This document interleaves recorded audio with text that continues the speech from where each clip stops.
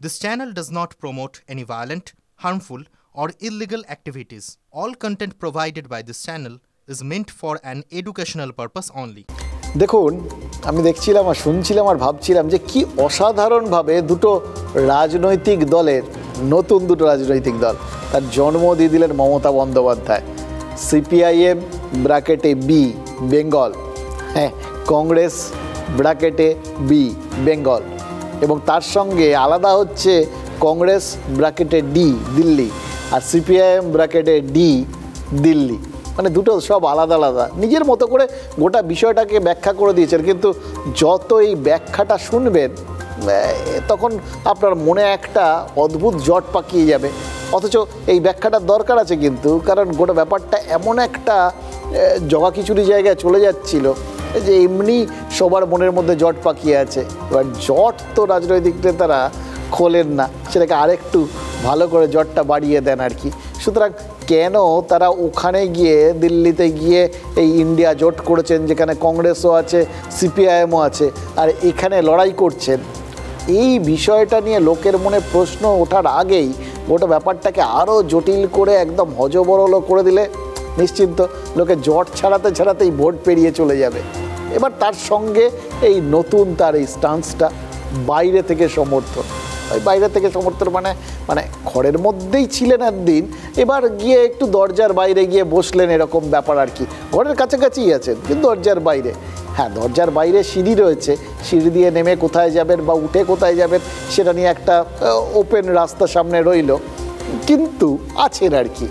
এবার এই থাকা এবং না থাকা এই দুটোর মাঝখানে, মানে প্লাস আর মাইনাসের মাঝখানে একটা শব্দই তো জন্ম নেয়, সংশয়। এবং এটার সঙ্গে সঙ্গে কোথাও গিয়ে ইতিহাসটাও মনে করিয়ে দেয়।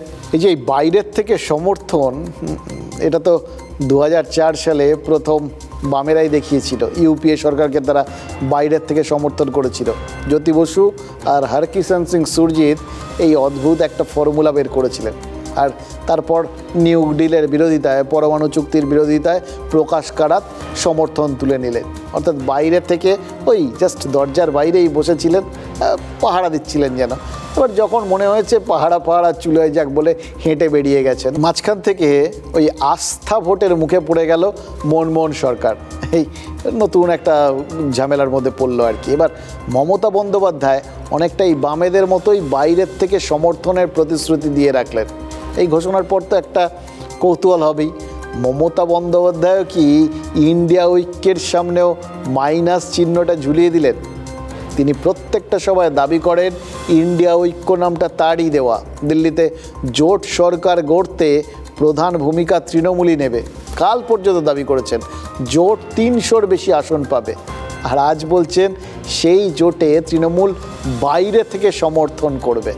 রাষ্ট্রপতি নির্বাচনের সময়ও বিজেপির প্রার্থীর বিরুদ্ধে গ্রহণযোগ্য মুখ দাঁড় করাতে ওই বললাম এত উদ্যোগ নিলেন, কিন্তু শেষ পর্যন্ত বেরিয়ে চলে এলেন।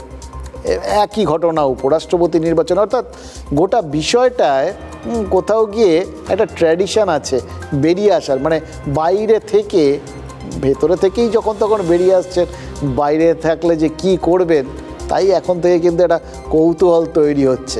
আচ্ছা, এই যে মাইনাসের ব্যাপারটা, এটার সঙ্গে শুধু কি সবসময় তৃণমূলই যুক্ত থাকে, নাকি অন্য কেউ মাঝে মধ্যে মাইনাস হয়ে যায়? মানে একটা ব্যাখ্যাকে তার আগে মাইনাস বসিয়ে দিতে শুধু যে তৃণমূল পারদর্শী এরম নয়, বাকিরাও পারে আর কি। সেটাই কি হচ্ছে সন্দেশখালিতে?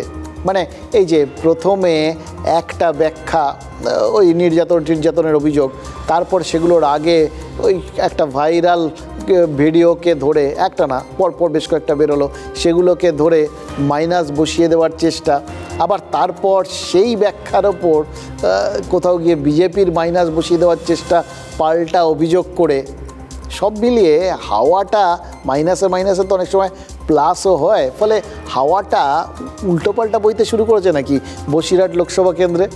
এই কথাটা কিন্তু এই বেলা না বললেই নয়।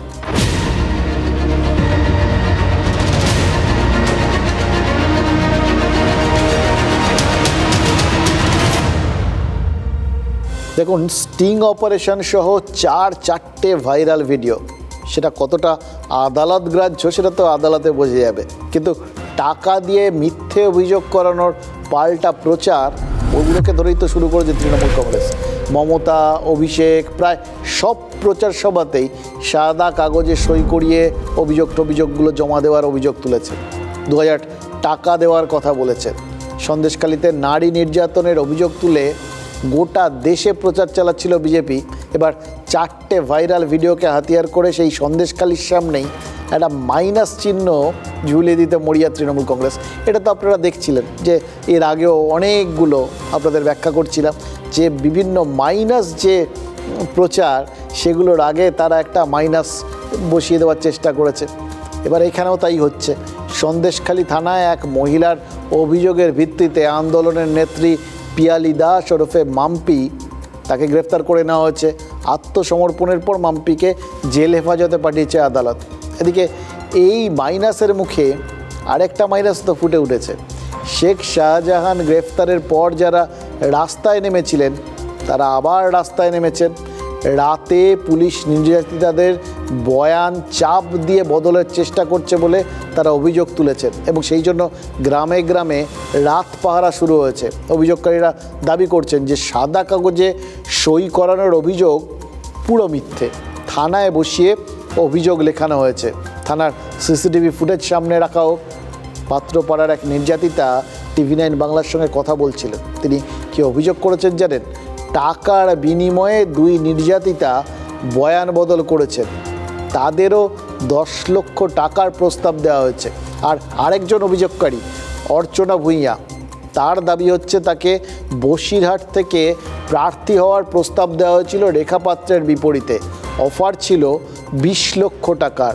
অর্থাৎ টাকা দিয়ে অভিযোগ করার পাল্টা হিসেবে এখন কিন্তু টাকা দিয়ে অভিযোগ বদলের বা অভিযোগ প্রত্যাহার করানোর ব্যাখ্যা সামনে আসছে। ওই বললাম পুরোটাই প্লাস মাইনাসের খেলা। এবার কার কার মাইনাস মিলে কার প্লাস হবে সেটা তো 4 তারিখ বোঝা যাবে। সন্দেশ খালি নয়, টাকায় ভরপুর, যেন হাত পাতলেই টাকা। ভাইরাল ভিডিও হাতিয়ার করে তৃণমূল দাবি করেছিল কেস সাজাচ্ছে আর করছে। মা, দিদি, বোন, বৌদি, এদের সম্ভ্রম আপনারা দিল্লিতে বিক্রি করে দিয়েছেন 2000 টাকার বিনিময়ে। মানুষ দেখুক আজ। কয়েক হাজার টাকার বিনিময়ে মা বোনদের অসম্মান করল। এতদিন তাও হাজারে ছিল, আজ শুধু লাখের হিসেব। সন্দেশখালী আন্দোলনকারীদের মুখে পাল্টা দাবি, টাকা দিয়েই নাকি মুখ বন্ধের চেষ্টা চালাচ্ছে তৃণমূল কংগ্রেস। এক নির্যাতিতার দাবি 10-20 হাজার টাকা দেবে বলেছে, সেই লোভে ওরা ওইসব করছে। সে রেকর্ডটা আমাদের কাছে আছে যে ওরা আমার ওই টিএমসি পার্টির লোক আমাকে টাকা দেবে বলছে, তাহলে আমি কেস তুলে নেবো। টাকার প্রলোভন দেখানো ছিল 10 লক্ষ টাকা। টাকায় বশ মানলে ভালো, না হলে ভয় দেখানো হচ্ছে বলে অভিযোগ নির্যাতিতার। আমাকে পেলে হয়তো মেরেও দিতে পারি। আজকের যে বাইকটা দিচ্ছি কালকে হয়তো দেখা হলো আমি মারাও যেতে পারি। তারা আপনাদের উপর চাপ দিচ্ছে অভিযোগ করতে। টিএমসি পার্টির লোক। রাতে পার্টি অফিসে ডেকে পিঠে বানানোর অভিযোগ উঠেছিল শাহজাহান বাহিনীর বিরুদ্ধে। এখনও সেই অভিযোগেই অটল নির্যাতিতা। ওরা পিঠে করেনি যে বলছে তাকে আমি চ্যালেঞ্জ নেই বলছি, পিঠে আমাদের করতে হয়েছে। আরও পিঠে করানো করবো না বলেছি, যেই হুমকি দিয়েছে শুধু মেয়েদেরকে ডাক। অফার নাকি আরও? আন্দোলন তোলার জন্য 10 লাখে অফার দেওয়ার অভিযোগ কুহেলি সর্দারের। রাজ্যসভার এমপি সামরুল ইসলাম তার অ্যাসিস্ট্যান্ট ফোন করে আমাদেরকে বলেছে অনেক টাকা দেবো, আপনারা আন্দোলন তুলে নিন, আপনারা যা চাইবেন আমরা তাই দেবো। কত টাকা? সে অনেক টাকা, লাখের উপরে 10 লাখ 20 লাখ। এক আন্দোলনকারী অর্চনা ভূঁইয়ার অভিযোগ, হাজি নুরুল ইসলাম অসুস্থ হয়ে পড়ার পর তাকে প্রার্থী হওয়ার অফার করেছিল তৃণমূল কংগ্রেস। বিজেপি যখন একজন আন্দোলনকারীর মুখ প্রার্থী করেছেন রেখা পাত্রকে, আমরা তোমাকে প্রার্থী করতে চাইছি, সেই প্রার্থী তুমি হও, তোমাকে 20 লাখ টাকা দেবো, তুমি তোমার জমি জায়গা নিয়ে নিয়েছে, তোমার জমি জায়গা ফেরত দেবো, তোমার দোকান ফেরত দেবো। তো আমি বলছি এতদিন কোথায় ছিল? আমাকে যখন 1.5 বছর ঘর ছাড়া করেছিল, যখন আমার জমি জায়গা কেড়ে নিয়ে নিয়েছিল, যখন আমার স্বামীকে মারধর করেছিল, তখন কোথায় ছিল? কে দিয়েছিল? টিএমসির কর্মীরা অনেকেই এসেছিল। 20 লাখি অফার, সঙ্গে নাকি এও বলা হয়েছিল মুখ্যমন্ত্রী বেছে নিয়েছেন। তাও রাজি হননি আন্দোলনকারী অর্চনা। বলছে যে প্রার্থী হবে, তোমাকে আমরা প্রার্থী করতে চাই। যে মুখ্যমন্ত্রী, মাননীয় মুখ্যমন্ত্রী ওখানে বসে আমরা বৈঠক করেছি, তোমাকেই বেছেছে, তোমাকেই নির্বাচন করেছে। আমি বলছি দেখুন, শুধু নির্বাচন করলে তো হবে না, আমি চাইছি কিনা সেটাকে দেখতে হবে। শুধু মুখ্যমন্ত্রী চাইলে তো হবে না, মুখ্যমন্ত্রীর কেনা গোলাম নই আমি। বড়সড় অভিযোগ, গরিবকে এরা হাতিয়ার করে ইস্তেমাল করেছিল, ব্যবহার করেছিল, আর আজকে এই গরিবদেরকে টাকার লোভ দিয়ে বলছে যে আন্দোলনটা শেষ করে দাও। তৃণমূল অবশ্য অভিযোগ ওড়াতেই ব্যস্ত। মনে হয় না কুইলি সরকারকে সন্দেশখালী কেউ চেনে। এরকম কোনো মানুষের আন্দোলন ভাঙার কোনো প্রশ্নই নেই, এখানে সব তো নাটকীয় আন্দোলন। অভিযোগ পাল্টা অভিযোগ, এর বাইরে বেরোনোর সুযোগ কি হবে সন্দেশখালীর?